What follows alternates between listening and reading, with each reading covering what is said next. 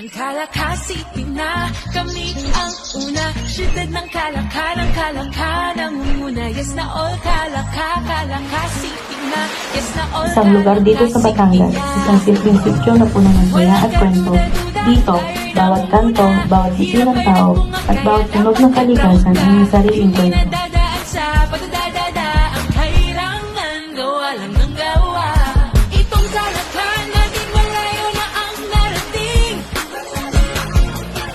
Pero kaya pa natin lang. At ngayon, halina't ating tunghayan ang makasaysayang lungsod na nagmula sa maliit na nayon na ngayon ay malago at mabagong lungsod, ang Kalaka. Kalaka City, dyan tayo kababayan. Ang Kalaka City na kami ang una. Siyudad ng Kalaka, nangunguna. Yes na all Kalaka City na. Yes na all Kalaka City na. Ngayon, hayaan nating marinig ang mga kwento mula sa mga taong nakakaalam ng kwentong ito ng Kalaka at patuloy na nagpapalago sa aming lungsod. Dati ang kalakainin ay nasa bahay, ay kasama ng bayan ng Balayan. Oo, dahil ano yun, ngayon, hindi pa masyadong malaki ang bayan ng Kalaka, kaya kasama pa rin ang Balayan. Sa Pedro, kaya siya bumukod medyo lumaki na ang mga populasyon dito sa atin sa Kalaka. Tapos, gusto ng Kalaka na may sarili silang pamahalaan. Kaya sila bumukod na naiwala sa Balayan.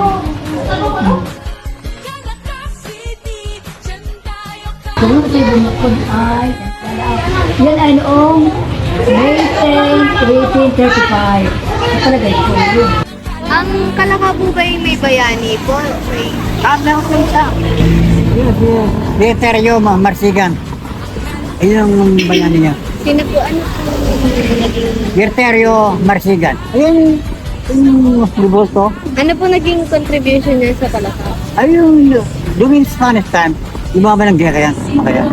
Ano yung mga Lobosanaki. Saan ho ba nakakuha ang pangalan ng Kalaka? Nakuha ang pangalan ng Kalaka sa makita ng kawayan. Ang kawayan ay pinag-ayos. Doon na nagsimula ang Kalakang bayan. Pinag-ayos na kawayan, ginawa parang bahay kubo. Yung kaya hindi nila bayang Kalaka. Alam ko, ang Kalaka ay dating baryo ng Balayan, tabi ng Bulbo.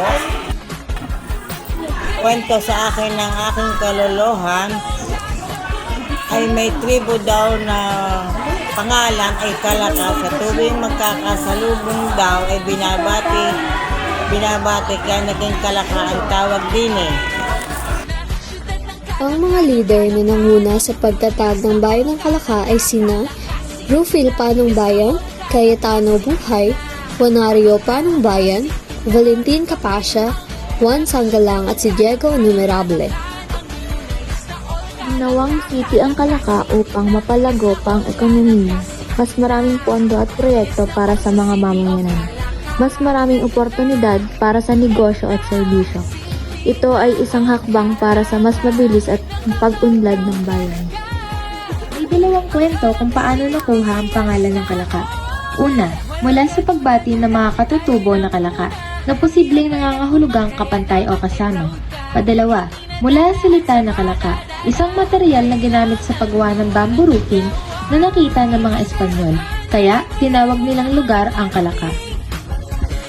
Ang Kalaka ay naging lungsod o city noong September 3, 2022 sa pagtataguyod ni Alcalde Sopronio o mas kilala bilang Mayor na si Ona Jr. Pinapakita ang pamumuhay ng mga Kalakasen sa pagiging masipag at magiging madiskarte, sa pangisda, pagtitinda at pagsasama.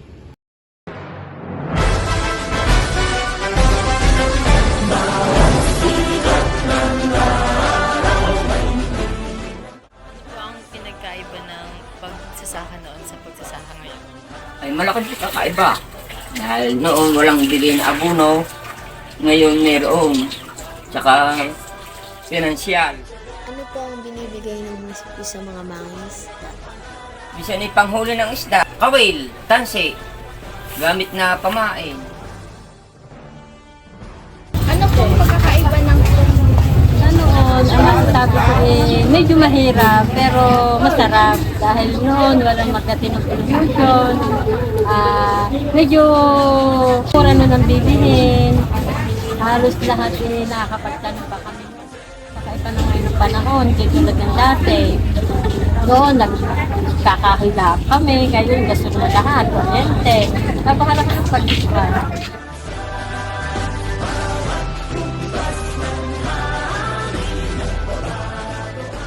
po yung masasabi niyo sa pagtitinda niyo po ngayon sa pagtitinda niyo po Noon sa karanasan namin ngayon, dati kasi kakaunti ang mamimili. Ngayon, mas dumami mamimili dahil na meron na tayong mga company na pumapasok sa ating syudad. Ano po mas madali na pag-aaral niyo po ngayon at noon? Ngayon, napakadali ngayon dahil sige, ang dami nagbibigay sa atin, lalo higit si Mayor na Tonan. Ano pong mga naibigay ni Mayor sa mga estudyante? Tulad ng kagamitan, school supply.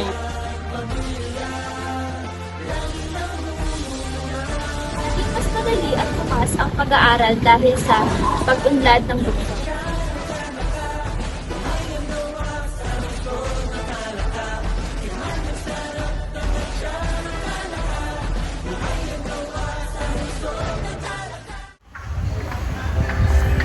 Katangian ba ang hanap nyo? Sinsay nasa Kalaka kung saan hindi lamang ganda ng tanawin at sarap ng pagkain ng aming ibibigay, kundi iba't ibang kwento at katangian din ng mga tao.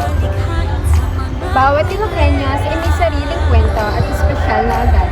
Halina at samahan niyo kami at alamin natin ang natatanging katangian na nagbibigay kulay at buhay sa aming lungsod. Una na dito ay ang katapatan o faithfulness.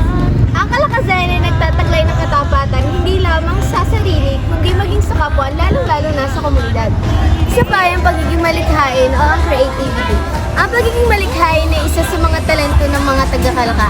Isa rin ito sa mga dahilan kung bakit ang Kalaka ay patuloy na nakikilala. Mapagmalasakit o empathy. Dito sa Kalaka, ang pagmamalasakit ay normal na gawin na. Makikita mo rito ang laging pag-intindi ng tao sa nararamdaman at damdamin ng iba. Courage or tapang, handang harapin ng mga Kalakasan ang hamon at panganib para sa kabutihan. Patriotism or pagmamahal sa bayan. Ipinagmamalaki ng mga Kalakasan ang kanilang tradisyon, kultura at lalong-lalo na ang buong Kalaka. Integrity or integridad. Kilala ang mga Kalakasan sa pagkakaroon ng integridad dahil sa kanilang responsibilidad sa komunidad. Kilala rin ang mga Kalakeño bilang isang matatag o resilient, sapagkat ang mga Kalakasan ay may kakayahang bumangon sa kahirapan man o problema. Magpatuloy sa pagiging magiliw o hospitality. Kilala ang mga Kalakeño bilang isang magiliw pagdating sa mga bisita at handang tumulong sa kapwa. Disiplina or discipline, pagsunod sa mga alintuntunin at responsibilidad sa buhay at sa kapwa. Paggalang o respect, ang mga Kalakasan ay may pagpapahalaga sa karapatan at damdamin ng ibang tao. Pananagutan o responsibility, maayos na pagtupad sa mga tungkulin sa pamilya, trabaho at bayan. Pasasalamat o gratefulness, pagkilala at pagpapahalaga sa mga biyaya at tulong na natatanggap. Hamon, huwag magpapati.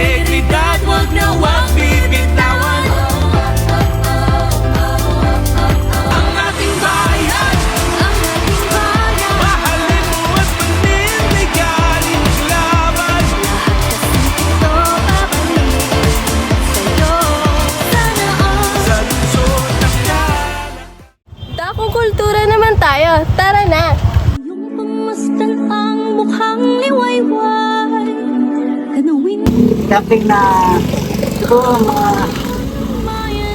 mga 1950s yan. Simula na.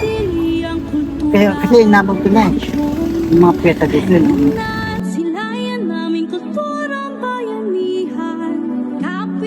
Siyempre ko, dito sa simbahan gagaling, ano?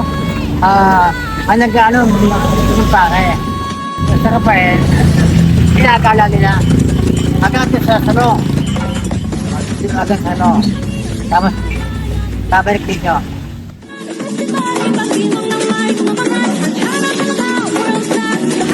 Karakol. Isinasagawa ang karakol bilang makulay na sayaw na nagpapakita ng kultura at pasasalamat ng pamayanan.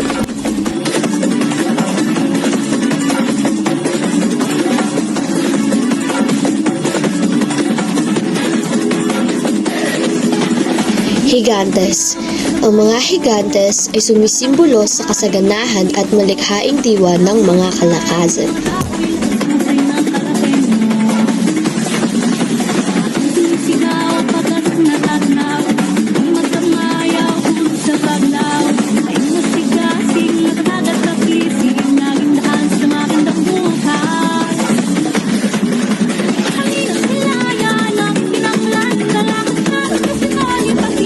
Drum and lyre. Ang tugtugin ng drum and lyre ay nagbibigay sigla at ritmo sa buong pagdiriwang.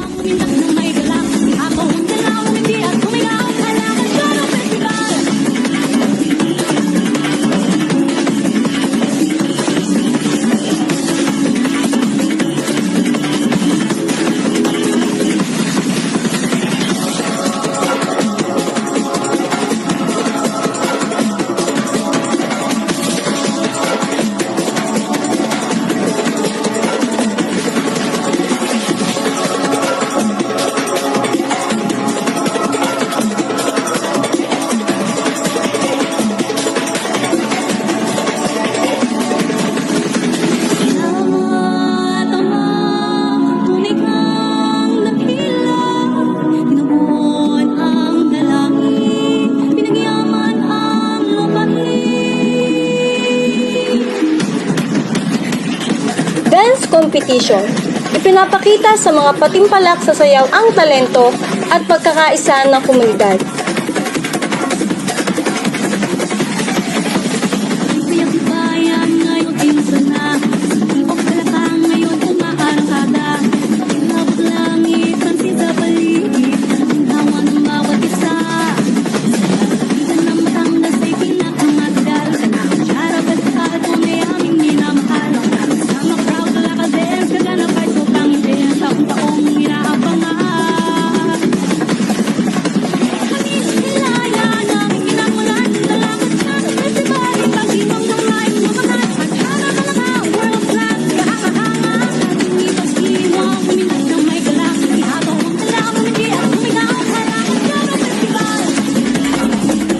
Pagkain ng atsara.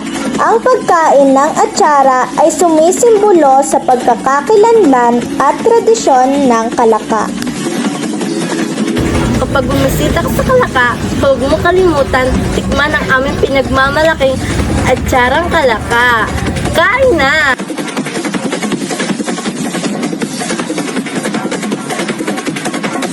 Ang Kalakatsara Festival ay masiglang salamin ng kultura at tradisyon ng mga Kalakasan, kung saan nagsama-sama ang pananampalataya, sining at saya, patunay na buhay ang identidad ng Luzon.